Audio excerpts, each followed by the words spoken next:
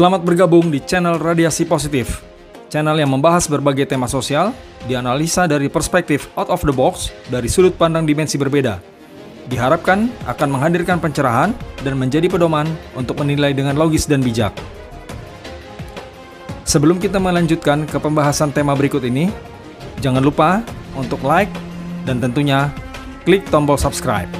Terima kasih. Assalamualaikum warahmatullahi wabarakatuh.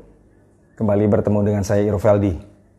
Akhir-akhir ini kita diramaikan sebuah permasalahan, pembicaraan yang ramai, yaitu tentang permasalahan antara Denny Siregar dengan sebuah perusahaan Telkomsel. Kita sama-sama tahu, mungkin saya tidak perlu paparkan lebih jauh karena semua penggiat media sosial pasti sangat tahu bahwa ada kebocoran data yang dilakukan pihak Telkomsel, yaitu data pribadi Denny Siregar yang harusnya menurut versi Denny Siregar harusnya itu diprotek, tidak diketahui orang banyak, dan itu dianggap melakukan pihak Telkomsel melakukan kelalaian, ya dianggap melanggar hukum lah. Oleh karena itu Denny Siregar sudah melakukan aksinya dengan membuat laporan polisi, dan menurut update yang terbaru pun Telkomsel juga sudah responsif, yaitu menemukan siapa yang melakukan pembocoran. Memang dari jalurnya dari Telkomsel, tapi Telkomsel menyatakan bahwa yang melakukan itu adalah outsourcing atau orang luar yang bekerja di Telkomsel untuk waktu tertentu. Ya, mereka nyebutnya, ya istilah kita sebutnya outsourcing. Jadi ada seseorang yang sebagai outsourcing yang melakukan kebocoran tersebut, dan orang tersebut juga mengakui bahwa dia memang sebenarnya membenci aksi-aksi dari atau berbagai pernyataan-pernyataan dari Denny Siregar. Nah, jadi itulah yang disampaikan oleh si outsourcing tadi yang saat ini sudah ditahan polisi melakukan kebocoran. Oke, tapi bukan itu yang akan kita bahas di konten ini. Sama sekali kita tidak akan membahas persoalan Telkomsel mana yang benar, mana yang salah, atau Denny Siregar mana benar, mana salah. Bukan itu yang akan kita bahas. Saya akan membahas tentang, saya sudah melihat vlog terbaru Denny Siregar, di mana Denny Siregar sudah merilis video terbarunya atau vlognya yang dipublish di YouTube, bahwa Denny Siregar menyampaikan, ya jelas dia menyampaikan keluhannya tentang apa yang dilakukan oleh Telkomsel, dan juga dia merasa tidak puas dengan responnya Telkomsel. Sepertinya Telkomsel menurut versi Denny Siregar cuci tangan, tidak merasa bersalah bahwa itu karena yang melakukan orang lain, padahal jelas walaupun orang lain melakukan, tapi jelas data tersebut harusnya diprotek oleh Telkomsel. Ini yang menurut Denny Siregar. Nah, itu kita tidak akan membahas itu. Silakanlah pihak yang berwajib, pihak yang sudah menerima laporan-laporan dari masing-masing pihak untuk menelusurinya. Saya akan membahas tentang berbagai pernyataan di konten video YouTube yang dirilis oleh Denny Siregar. Di mana satu tadi tentang keluhan Denny Siregar tentang respon Telkomsel terhadap permasalahan ini. Kedua adalah yang saya tangkap adalah sebuah pernyataan Denny Siregar yang ini akan saya bahas. Di mana Denny Siregar menyatakan bahwa karena kebocoran data ini sehingga banyak orang mengetahui alamat rumahnya, ya mungkin teleponnya dan data-data pribadinya. Dan data-data alamat rumah dan pribadinya inilah dimanfaatkan oleh, menurut Denny Siregar sendiri, dia menyebutnya dengan istilah pembenci, atau kita dengar tahu di dunia internet disebut dengan haters. Jadi ada banyak pembencinya yang melakukan teror, mungkin ke rumah atau telepon dan lain-lain. Denny Siregar tidak memerinci lebih detail, tapi karena para pembenci ini tahu alamat rumahnya, dan Denny Siregar sudah mulai merasa terteror, terganggu, baik dia pribadi atau keluarganya, anak istrinya, dan itu disampaikan sendiri oleh Denny Siregar. Nah, saya penekanannya adalah saya ingin memusatkan perhatian pada pernyataan Denny Siregar yang barusan tadi. Dia merasa terganggu oleh para pembencinya, karena pembencinya sudah tahu alamat rumahnya, dan pembencinya melakukan aksi, melakukan teror ke rumahnya. Baik mungkin rumahnya mendatangi atau telepon dan lain-lain. Nah, itu yang saya akan tekankan. Saya akan pusatkan perhatian dalam soal ini.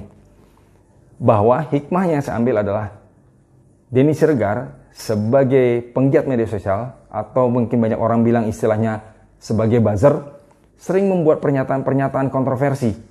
Sering menyampaikan pendapat, opini. Pendapat dan opini ya silakan-silakan saja. Tetapi kita sama-sama tahu pendapat dan opini Denny Siregar ini tadi ada dua sumbunya. Bisa sumbu positif, bisa sumbu negatif. Sumbu positif adalah dia menyampaikan hal-hal kritik-kritik yang baik. Sumbu negatif adalah dia sering membuat pernyataan kontroversi yang menimbulkan dan pro dan kontra. Soal pro dan kontra itu hal yang biasa. Itu normal. Nah, cuma jadi tidak biasa atau akan jadi masalah dikala yang kontra justru jumlahnya banyak. Atau yang disebut si Denny tadi, pembenci jumlahnya sangat banyak. Begitu pembenci jumlahnya sangat banyak, nah itu jadi tanda tanya. Pembencinya yang salah atau kitanya yang salah? Atau dengan dalam hal ini si Denny Siregarnya yang salah? Dia mungkin banyak buat pernyataan-pernyataan yang kontroversi yang menimbulkan kebencian sehingga muncullah orang-orang yang segitu banyak membencinya. Nah, berarti kan yang jadi persoalan adalah itu tadi. Nah, sesuai dengan vlog tadi juga Denny menyampaikan bahwa karena data rumah, data alamat rumah dan data-data pribadinya banyak diketahui orang, sehingga itu dimanfaatkan oleh pembencinya untuk melakukan teror. Nah, saya mau jadi pertanyaan adalah, kalau kita memang orang tidak bermasalah, tidak banyak yang membenci, kenapa harus kita takut dengan kondisi rumah kita? Kenapa kita harus takut dengan alamat rumah kita?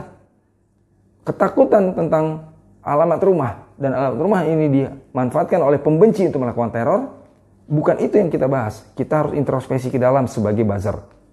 Ada apa dengan kita? Ada apa dengan Denny Siregar? Ada apa dengan buzzer-buzzer yang lain?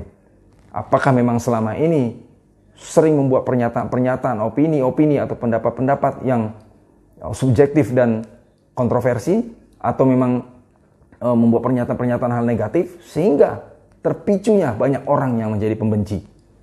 Nah, itu yang saya mau tekankan.